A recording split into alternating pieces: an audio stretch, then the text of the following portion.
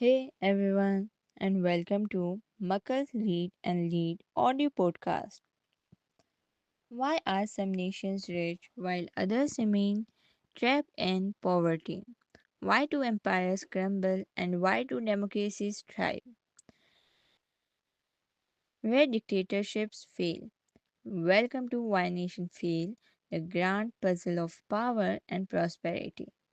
A podcast where we unravel the mysteries of global inequality. In this series, we explore the groundbreaking work of Darren and James Robinson, whose book Why Nations Fail revolutionizes our understanding of political and economic success. Buckle up as we journey through history, institutions, and the forces that shape the fate of nations.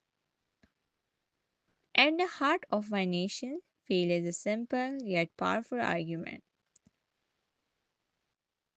The prosperity of a nation depends on the inclusiveness of its political and economic institutions. Nations fail when elites consolidate power, suppress innovation, and extract resources for their own benefit. The book takes us across centuries and continents, from the colonial Americas to present day China, from medieval Venice to modern Somalia, revealing how institutions dictate the destiny of civilizations. Darren and Robinson dismantle old theories of geography and culture as primary causes of inequality, instead, proving that the real culprit is the concentration of power in the hands of the few. The book is a powerful warning. Without inclusive institutions, even the wealthiest nation can decline. In this podcast series, we will dedicate each episode to a deep dive into every chapter of the book. But first, let's go through a brief introduction to all 5 parts and 19 chapters. Part first, name so close and yet so different. This part is divided into two chapters. Chapter 1, its name so close and yet so different. In this chapter, we read about why do two places with similar geography and resources like Nogales, Arizona, and Nogales, Mexico, experience vastly different levels of prosperity. The books start with this case study to illustrate how institutions shape economic success. Chapter 2, its name, Theories That Don't Work. In this chapter, we read about challenges, traditional explanations, geography by Jeffrey, culture by Max Weber, and ignorance through bad policies. Shows why these theories fail to explain long term patterns of wealth and poverty.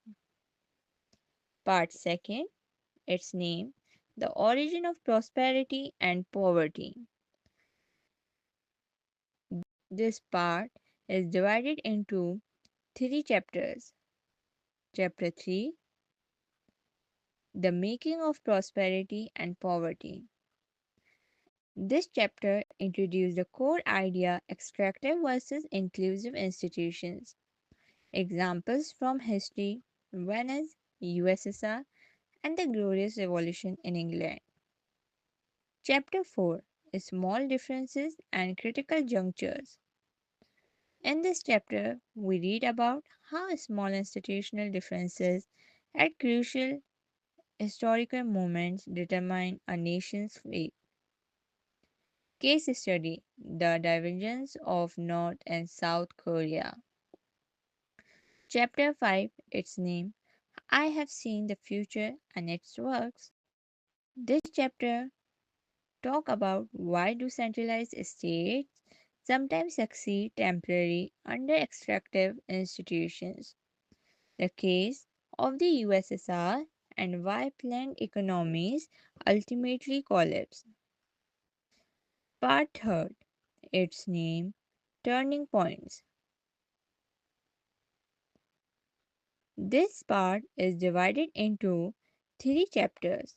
Chapter 6, Drifting Apart. This chapter talks about the impact of historical events like the Industrial Revolution on institutional divergence, how different countries respond to new technologies. Chapter 7, The Turning Point.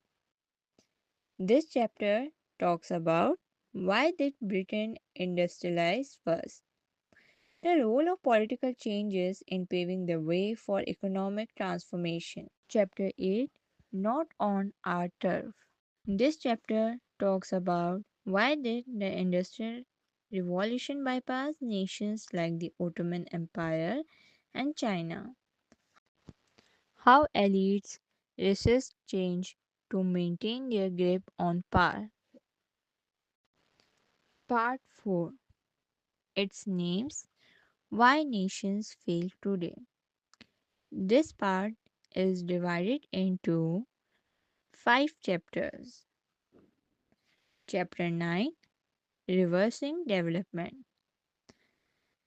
In this chapter, we read about how colonization destroy inclusive institutions in places like Africa and Latin America. Chapter 10, The Iron Law of Oligarchy. Why do elites always fight to maintain extractive institutions? How political instability arises when institutions are threatened. Chapter 11, its name, The Great Leap Forward.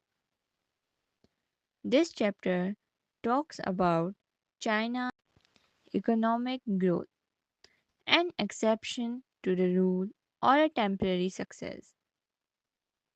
Can extractive institutions sustain long term progress? Chapter 12, The Vicious Circle. In this chapter, we read about how poverty and dictatorship reinforce each other. The example of Congo and its never ending cycle of exploitation. Chapter 13, its name, Why Nations Fail Today. This chapter talks about the real world examples of failed states, how extractive institutions continue to create global inequality. Part 5, The Path to Prosperity. This part is divided into 6 chapters. Chapter 14, named Breaking the Mold. This chapter talks about how some nations have successfully transitioned to inclusive institutions, the role of revolutions and reforms. Chapter 15, its name, The Virtuous Circle. This chapter talks about once inclusive institutions take root, how do they sustain themselves? Case study, the United States and its democratic stability. Chapter 16, its name, The Diffusion of Prosperity. In this chapter, we read about why this prosperity is spread to some nations but not others, how globalization affect institutional changes. Chapter 17, The Weight of History. In this chapter, we read about why is institutional change so difficult, how colonial history affect modern development. Chapter 18, its name, The Future of Nations. In this chapter, we read about can struggling nations escape the cycle of failure, the warning sign of decline for even the richest countries. And in last, we talk about chapter 19, conclusion. And in this chapter, we read about final thoughts on why nations succeed or fail? What lessons history teach us about shaping the future? We have just scratched the surface of why some nations rise while others collapse. Next episode, we will take a deep dive into part 1. The part first name so close and yet so different, and yet chapter 1 name is so close and yet so different, and chapter second name theories that don't work, and also explore the fascinating case of two cities divided by a border, Nogales, Arizona, and Nogales, Mexico. How can two places so close be so different? Stay tuned for the next episode of Why Nation Fail, the grand puzzle of power and prosperity. Subscribe now and join us on this intellectual adventure.